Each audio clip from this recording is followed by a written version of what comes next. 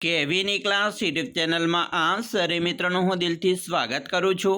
આજે વિદ્યાર્થી મિત્રો વાત કરવાના છીએ ધોરણ 9માં આપણી નવીન પ્રયોગ પોથી જે આપવામાં આવેલી છે તેમાં વિજ્ઞાનનો પ્રયોગ નંબર 16 જેનું આપણે આ વિડીયોમાં સચોટ સાચું અને સંપૂર્ણ સોલ્યુશન જોવાના છીએ। તો ચાલો વિદ્યાર્થી મિત્રો વિડીયોની શરૂઆત કરીએ। તેના પહેલાં તમે ખાસ કરીને ચેનલમાં નવા આવેલા હોય તો ચેનलને अवश्य सब्सक्राइब करी वीडियो ने लाइक और शेर करवानो पण न भूलता। प्रयोग नंबर मित्रों 16 है जेनो हेतु है आर्किमिडीसना सिद्धांतनी चकासणी करवी अथवा ओछामां ओछा बे घन पदार्थों लई एक सादा पानी में बे मीठाना सांद्र द्रावण में संपूर्णपणे डूबेला घन पदार्थना वजन में थता घटाड़ा अने तेना द्वारा विस्थापित थता पाणीना के मीठाना सांद्र द्रावणना वजन वच्चेनो संबंध प्रस्थापित करवो।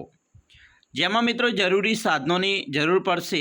एक स्टेन्डनी, स्प्रिंग बेलेन्स, स्थलांतर पात्र, अंकित नळाकार अने पदार्थ में सादू पाणी मीठानु सांद्र द्रावण की जरूर पड़शे। मित्रों अहींया जे आकृति आपेली छे आवी ज बंध बेसती आकृति नाम निर्देश साथे आपणे अहींया जे जग्या छे त्यां खालीग्यामां पूर्ण करवानी छे। आ जे प्रयोग है एनी प्रयोग पद्धतिनुं वर्णन करिए तो स्प्रिंग बेलेन्सनी मददथी धातुना टुकड़ानुं हवामां वजन W1 शोधवानुं छे। एक स्थलांतर पात्र में पाणी भरो अने वधारानुं पाणी लावी नावी चावामांथी वही जवा दो। बराबर मित्रों जे नाळचुं छे एमांथी वही जवा देवानुं छे। पछी स्थलांतर पात्रना नाळचा नीचे एक खाली अंकित नळाकार मूकवानो छे। स्प्रिंग बेलेन्स साथे लटकावेला धातुना टुकड़ाने स्थलांतर पात्रमांनो पाणी में पूरेपूरो डूबे तेम गोठवो। तेनुं पाणी में वजन W2 नोंधवानुं छे। धातुना टुकड़ाना वजन में थतो देखीतो घटाडो W बराबर W1 माइनस W2 शोधवानुं छे। विस्थापित थयेला पाणीने अंकित नळाकार में एकठुं करो। विस्थापित पाणीनुं वजन W3 शोधो। हवे D एटले के W बराबर W1 माइनस W2 बराबर W3 थाय छे के नहीं ते चकासो। पानी ने बदले मीठानु सांद्र द्रावण लई प्रयोग फरीथी करो। अहींया अवलोकन कोष्टक है ए मित्रों है पेलू सादा पानी माटे तो जेनी अंदर पण मित्रों क्रम है। पछी धातुना टुकड़ानुं हवामां वजन W1 तो अहींया 15 है। धातुना टुकड़ानुं पाणी में वजन W2 तो 5 है। हवे W1 माइनस W2 एने आपणे माइनस करिए तो 15 मांथी 5 जाए तो 10 आवशे। ए पानी में धातुना टुकड़ाना वजन में देखे तो घटाड़ो है।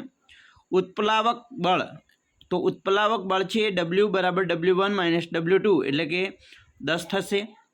हवे विस्थापित थयेला पाणीनुं वजन W3 तो ए शुं आव्युं 10 तो W बराबर W3 है तो हाँ बराबर है। एवी रीते मित्रों अहींया पण आपणे अवलोकन करवानुं छे। 27 है तेमां W2 9 है। W1 27 माइनस 9 करिए तो 18 आवशे। W बराबर W1 माइनस W2 तो 18 थाय। W3 पण 18 है एटले के विस्थापित अहींया है बराबर। 60 W1 है। W2 20 है। W1 मांथी W2 बाद करिए तो 60 मांथी 20 बाद करिए तो 40 थाय। एवी रीते W बराबर W1 माइनस W2 तो अहींया 40 आव्या। हवे विस्थापित थयेला पाणीनुं वजन W3 तो हाँ है तो ते 40 है। तो W बराबर W3 है तो कि हाँ है। तेवी रीते मित्रों अवलोकन कोष्टक 2 है मीठाना सांद्र द्रावण माटे तेनी अंदर पण तेवी रीते मित्रों शोधवानुं छे। जेमां पहेलुं छे 15 W1 W2 8। हवे 15 मांथी 8 जाए तो 7 वधे। एवी रीते उत्प्लावक बल है तेमां पण W बराबर W1 माइनस W2 केटला रहेशे तो 7 रहेशे। हवे विस्थापित थयेला मीठाना सांद्र द्रावणनुं वजन तो W3 है ए मित्रों केटलुं छे तो 7 है। तो शुं W बराबर W3 है तो अहींया 7 जवाब आवे एटले के हाँ ते छे। तेवी रीते अहींया पण 27 W1 है। W2 15 है। W1 माइनस W2 तो 27 मांथी 15 जाए तो 12। हवे उत्प्लावक बल है ए पण 12 है अने W3 पण 12 है एटले के W बराबर W3 है तो कि हाँ है। तेवी रीते मित्रों त्रीजू है 60 W1 है। W2 30 है। हवे 60 मांथी 30 बाद करिए तो 30 रहे। उत्प्लावक बल पण 30 अने W3 है ए पण 30 है तो W बराबर W3 है तो कि हाँ है।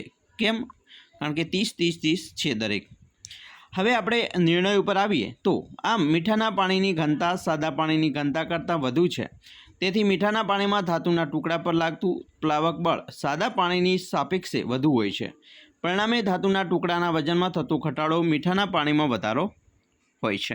વિદ્યાર્થી મિત્રો, આપણે અહીંયા જ્ઞાન ચકાસણીના આ પ્રયોગની અંદર પ્રશ્નોની વાત કરીએ તો સૌપ્રથમ વિકલ્પ છે. પેલું છે પદાર્થનું વજન માપવા કયું સાધન વપરાય? તો તેમાં મિત્રો આવશે સ્પ્રિંગ બેલેન્સ. બીજું, મુક્ત પતન પામતા પદાર્થના વેગમાં 1 સેકન્ડમાં થતો વધારો કેટલો હોય છે? તો જવાબ છે 9.8 ms/-1. ત્રીજું, જી અને જી વચ્ચેનો સંબંધ દર્શાવતું સૂત્ર? તો મિત્રો જી બરાબર GME/RE², બરાબર, બી જવાબ છે. ચોથું, એક પાદાર્થનું હવામાં વજન 60 N અને પાણીમાં વજન 40 N છે, તો આ પદાર્થ પર લાગતું ઉત્પ્લાવક બળ કેટલું હશે? તો એ છે મિત્રો 20 N જેટલું. વિધાનો ખરા ખોટા છે, જેમાં પહેલું વિધાન છે કે પદાર્થનું વજન ધ્રુવ પ્રદેશ કરતાં વિષુવવૃત્ત પર વધારે હોય છે, તો આ વિધાન ખોટું છે. બીજું, મુક્ત પતન કરતાં પદાર્થનો વેગ તેના દળ પર આધારિત રાખતો નથી, તો આ વિધાન સાચું છે. ત્રીજું, ગુરુત્વ પ્રવેગ જી સાર્વત્રિક પણ નથી કે અચળ પણ નથી, તો આ વિધાન પણ સાચું છે. તો આવી રીતે વિદ્યાર્થી મિત્રો આપણે પ્રયોગ નંબર 16નું સંપૂર્ણ સોલ્યુશન જોયું. આશા રાખીએ છીએ તમને આપણા વિડીયો ખૂબ જ ઉપયોગી નીવડશે, અને ખાસ વિડીયો ગમે હોય તો મિત્રો લાઇક, શેર અને સબસ્ક્રાઈબ કરવાનું પણ ન ભૂલતા.